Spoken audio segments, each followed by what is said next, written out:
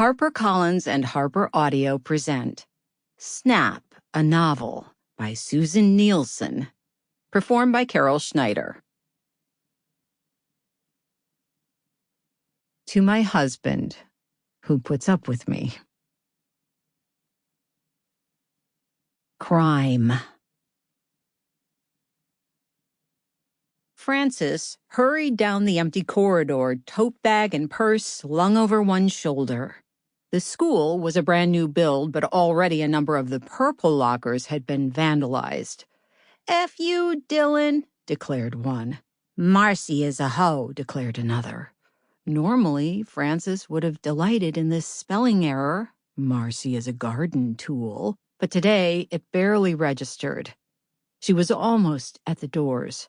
They made a familiar metallic clang as she thrust them open. She breathed in the chilly January air, a welcome contrast to the low-grade funk inside. It was a scent that permeated every middle school she'd ever visited. The blend of body odor. There were always children who'd hit puberty overnight before anyone could talk to them about deodorant. Cheap and overpowering colognes. Children who were fully aware puberty had hit and used desperate measures to mask their treacherous new smells. Forgotten lunches, gym kits moldering in lockers, and cafeteria French fry grease. Her heart pounded wildly. There was a ringing in her ears. She glanced over her shoulder, suddenly worried that someone might be following her. The pear-shaped principal, for example, who'd said to her, "So you're an author, eh? Can't say I've heard of your books." There was no one. She was alone.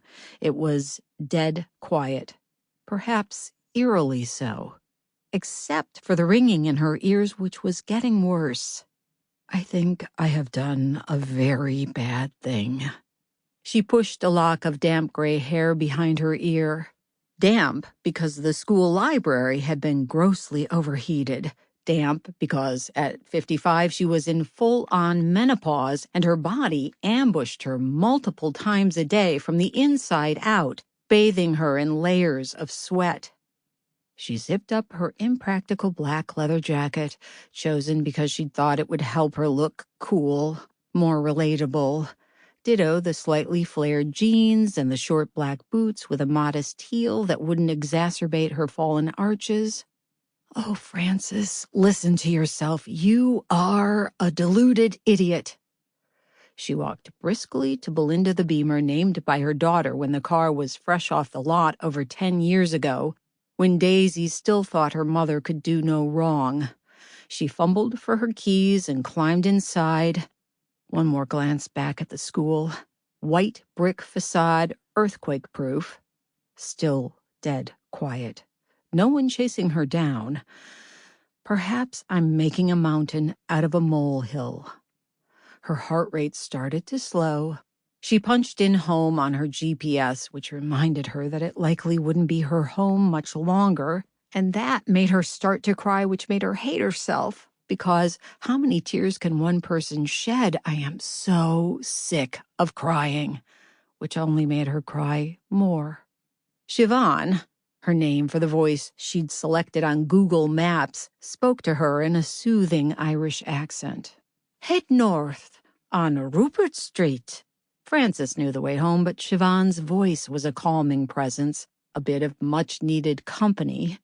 For that reason, she put on Google Maps whenever she used the car these days, even on a run to the grocery store. "It should be okay, Siobhan, don't you think?" Talking to Siobhan was a relatively new thing, probably not a healthy thing, but no one else was around to hear, so what did it matter?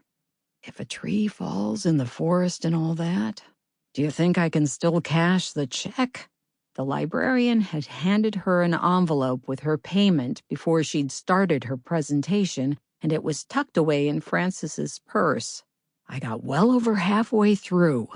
"In 300 meters, turn left," Siobhan replied. "Agreed," said Francis. "I'll deposit it." Traffic was terrible. The drive from East Vancouver to Kitsilano took close to an hour, but in that time, Francis, with the help of Siobhan's soothing measure, Sample complete. Ready to continue?